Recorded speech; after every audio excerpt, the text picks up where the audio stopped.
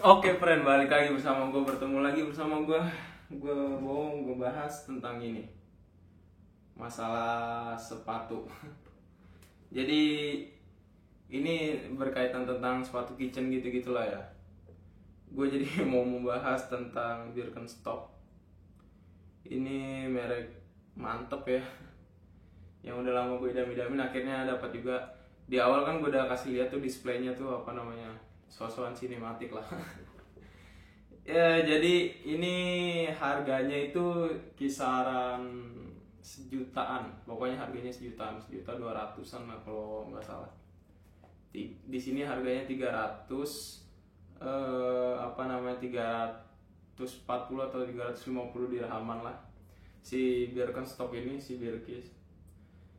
Jadi ini sebenarnya gue nggak beli, gue dapet dikasih dari tempat kerjaan gue. Sebelumnya kan gue udah pernah nge-review tuh sepatu kitchen si Barclay sama siapa lagi namanya Stiko. Gue langsung to the point aja, dari tiga ini bahan paling solid paling bagus sih ini si Birkenstock. Ya udah ketahuan lah ya, ini kan merek dagang mahal yang sangat terkenal lah kalau dibilang. Kalau yang lain-lain kan kayak baru-baru gitulah, kalau nggak jelas ya. Nah si Birkenstock ini apa namanya, gue nggak ada boxnya karena boxnya harus dikembaliin. Gue dapat dari tempat kerjaan gue ini, cuma dapat sepatunya doang, boxnya tuh disimpan di sana gitu. Jadi misalnya gue resign cabut ya, gue harus balikin ini sepatu. Tapi sayang banget sih. Oke, langsung aja dari build quality ya. Dari harga tadi gue udah bilangin, dari size. Oke, size misalnya kaki gue kan ini 42 nih, ukuran Indonesia 42. Gue milih ini 42 juga. Itu sama persis. Kaki gue apa namanya, napaknya sama. Mau lihat kaki gue. Pokoknya kayak gitulah. Menurut gue sama 42 Indo sama 42 si Birkenstock, karena beda-beda kan ya. Waktu itu ada yang kita beli, kalau gue waktu itu beli sepatu yang luar, ada yang lebih gede, 42 tuh ada yang lebih gede, ada yang lebih kecil, jadi beda-beda. Nah pas di Birkenstock ini gue 42 nya sama. Kalau 42 di Stiko gue tuh kan kecil banget ya, agak sakit kaki gue. Jadi kalau buat di Birkenstock nggak usah nyari size yang lebih gede atau lebih kecil, cari aja yang seukuran pas sama lu. Misalnya lu di Indonesia pakai 42 ya, lu di sini pakainya 42 aja pas ngordernya. Jadi harga di Indo kayaknya hampir sama juga, 42 1.200.000-an atau bisa mungkin lebih ya, gue nggak tahu. Kadang waktu itu ada yang diskon di Lotte katanya sampai ratusan ribu doang. Karena ini mereknya udah susah dicari, banyak kan si Boston kan, si Birkenstock yang Boston. Nanti gue bakal review juga lah si Boston. Tapi gue nunggu duit dulu. Ini enak, menurut gue enak banget. Dari body solid parah. Terus dari apa ya, ini dalamannya tebel. Misalnya lu ininya rusak atau ganti apalagi, lu bisa beli cuma ininya doang nih, dalamannya apa namanya, slipernya doang kalau nggak salah. Gue nggak paham juga lah itu dengan stok. Di belakangnya tuh ada tulisan 42. Gue ini yang Profi Birki, bukan yang Super Birki atau apa. Ini dalamnya tulisannya Profi Birki. Ya gitulah. Bahannya solid banget, kacau. Misalnya kena minyak panas, kena air panas, kena apa ya, cuma kalau buatnya jatuh. Cuma kalau buat misalnya ada crate ya, ada kontainer gitu jatuh ke kaki, masih aman juga lah ini. Enggak, cuma jeleknya kan sekarang gitu ya, slop ini depannya nggak ada bajanya gitu, besi yang itu. Kalau sepatu-sepatu yang lama kayak apa namanya ya, Caterpillar gitu-gitu kan pasti depannya kan ada bajanya ya, besi. Jadi kalau misalnya ada crate jatuh ke kaki lu tuh nggak sakit-sakit banget, karena ketahan, malah emang nggak berasa malah kalau dibilang. Kalau ini nggak sakit-sakit banget, cuma agak berasa dikit karena empuk. Terus juga buat slip, ini masalah slip ya, gue langsung masalah slip aja. Masalah slip ini tetap licin.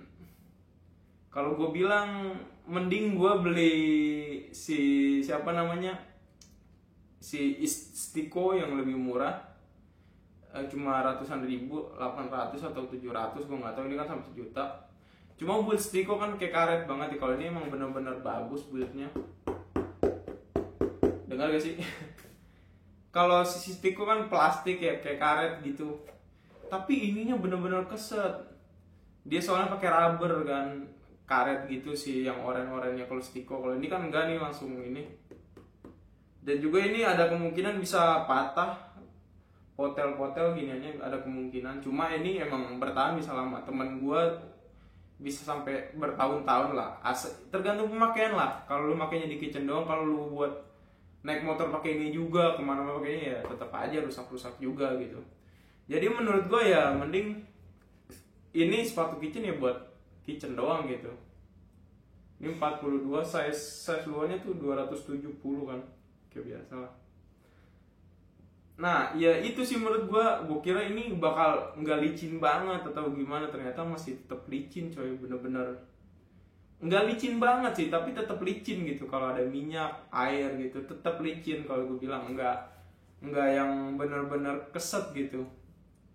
Tapi buat build, buat dipakai tuh enak parah, bener-bener kacau ini enak banget sih, sumpah kalau gue bilang.